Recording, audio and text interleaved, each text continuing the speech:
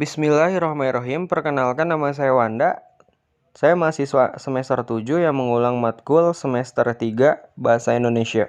Di sini saya akan melaksanakan tugas yang diberikan oleh Bapak Panji Agioto, SPD MPD. Yang tugas itu berupa presentasikan sebuah karya tulis ilmiah yang kita buat. Bismillahirrahmanirrahim. Karya tulis ilmiah saya yang berjudul Analisis Persepsi Konsumen Terhadap Citra Merek, Kualitas, dan Harga pada Keputusan Pembelian Produk Smartphone di Kota Subang. Diajukan untuk memenuhi salah satu tugas mata kuliah yang dibina oleh Bapak Panji Agioto, SPD MPD, disusun oleh Wanda dengan NIM 0211111742. Program Studi Manajemen Sekolah Tinggi Ilmu Ekonomi Sutatmaja Subang 2020. Pertama, kenapa alasan saya memilih judul tersebut?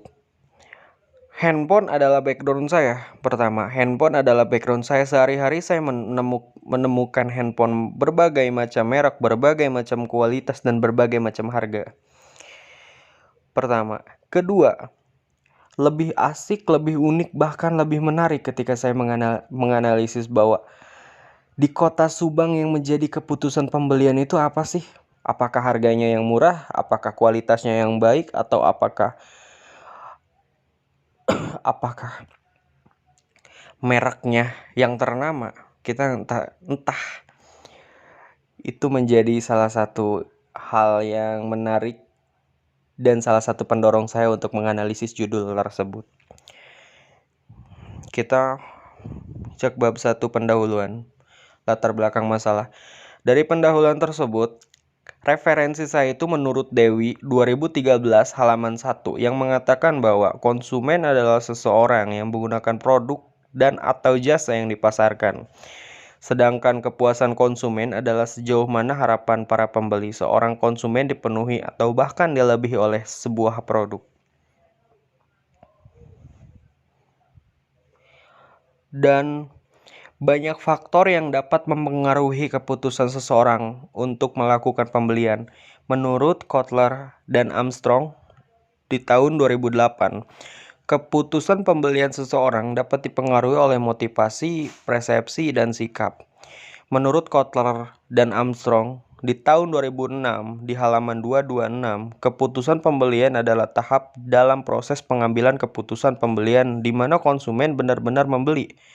Untuk menentukan keputusan pembelian terhadap beberapa indikator menurut Kotler tahun 2000 di halamannya 212,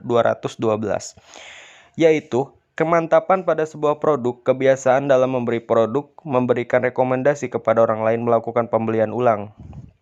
Sedangkan menurut Woman di tahun 2004 di halamannya yang 90, di halaman 90, kualitas produk adalah sebagai evaluasi menyeluruh pelayanan atas kebaikan kinerja barang atau jasa konsumen tentunya. Dari referensi tersebut dan dilanjut dengan identifikasi masalah.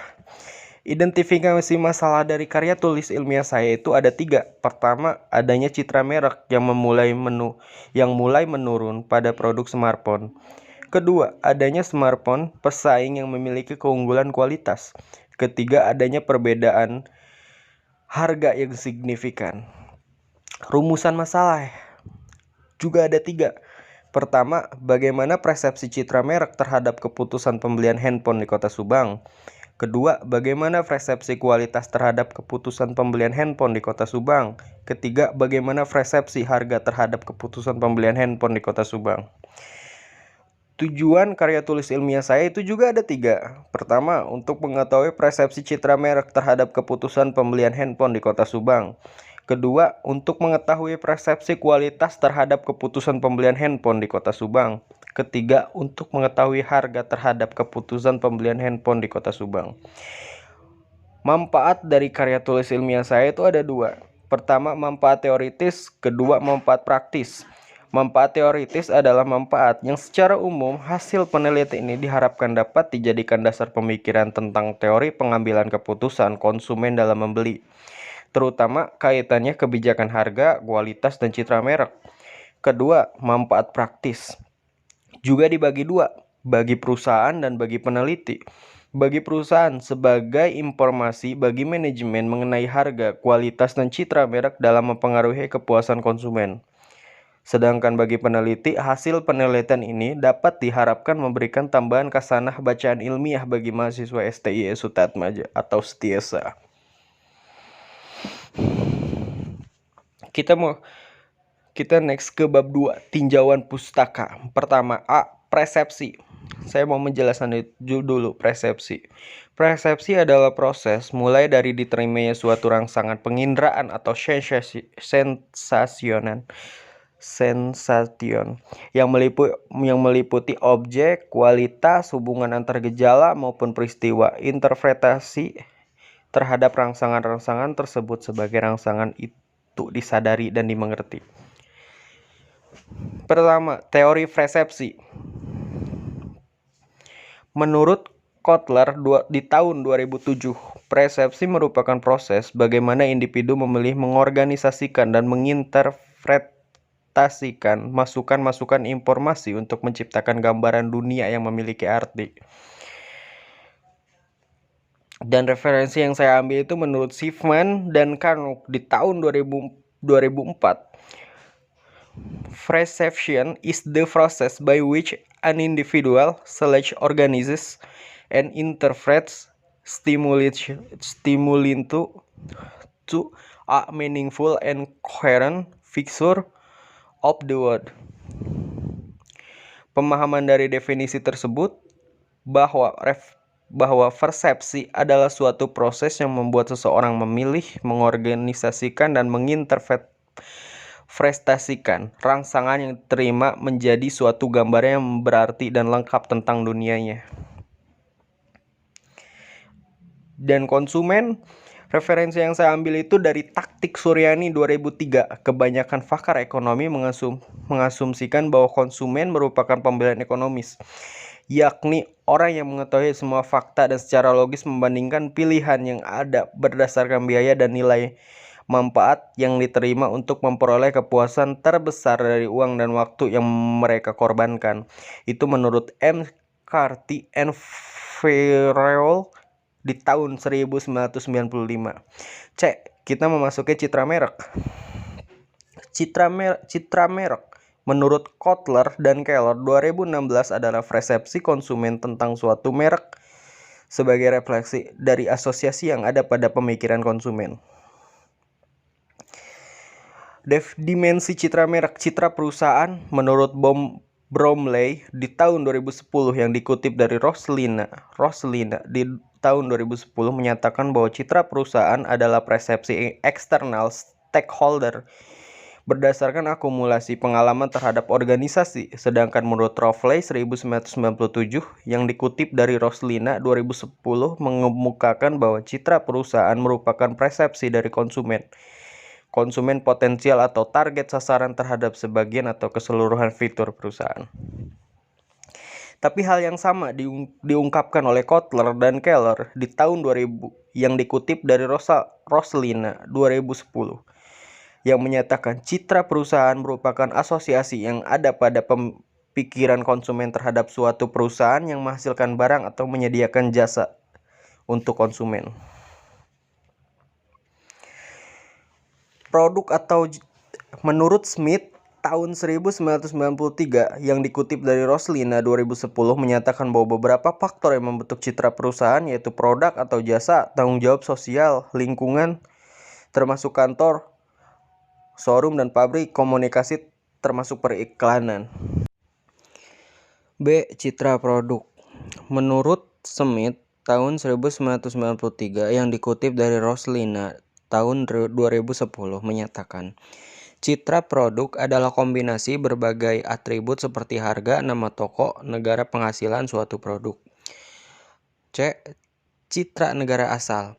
Menurut Han di tahun 1989 yang dikutip dari Roslina tahun 2010 menjelaskan pengaruh citra merek pada evaluasi produk serta persepsi tentang citra negara asal yang mempengaruhi keseluruhan evaluasi secara tidak langsung melalui keyakinan konsumen ataupun secara langsung.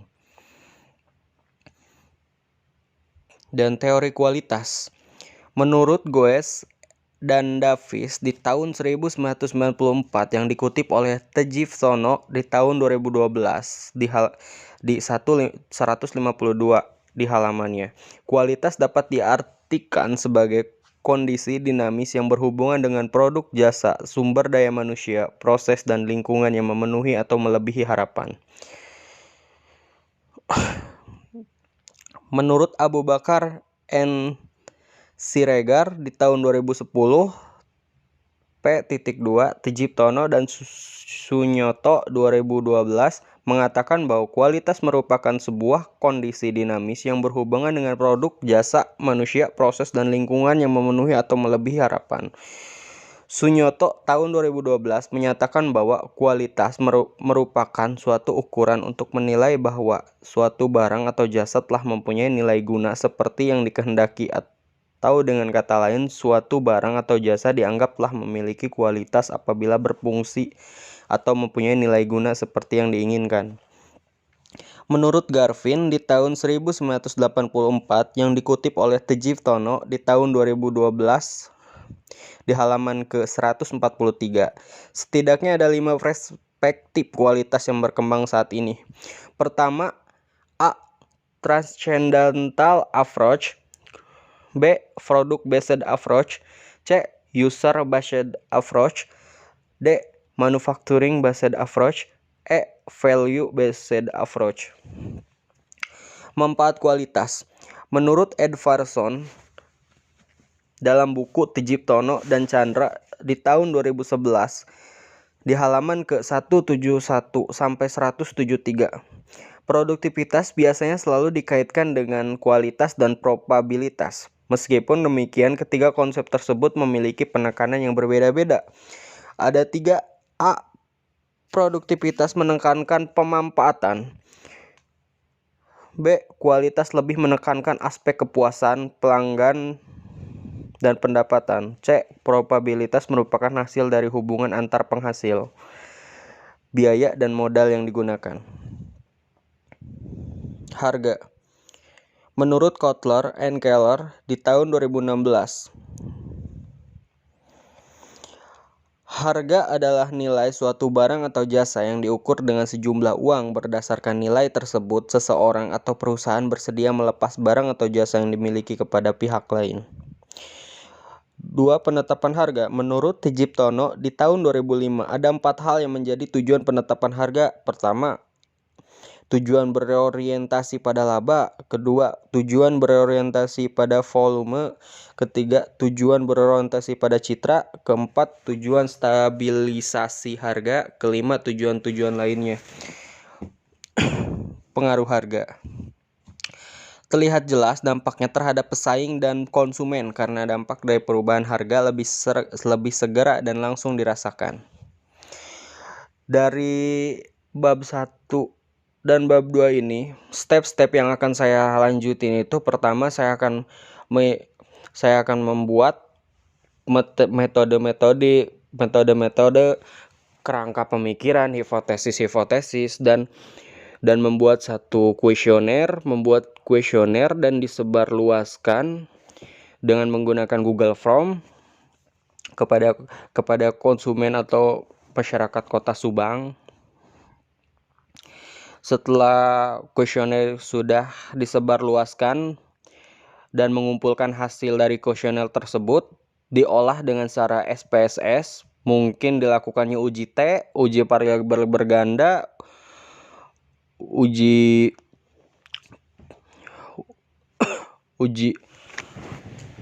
yang lainnya. Setelah olahan tersebut mendapatkan hasil tersebut dijadikan suatu kesimpulan. Dari kesimpulan tersebut kita tahu hasil yang mempengaruhi itu seperti apa, hasil yang tidak dipengaruhi seperti apa. Dan setelah kesimpulan itu hampir sempurna, kita membuat saran dan penutupan. Itu saja sih step by step yang akan saya lakukan untuk menyelesaikan tugas karya ilmiah ini. Mohon maaf jika presentasi saya banyak kesalahan dan banyak kekurangan, karena kesempurnaan hanya milik Tuhan, kesempurnaan hanyalah milik Allah, dan kesalahan hanya milik manusia.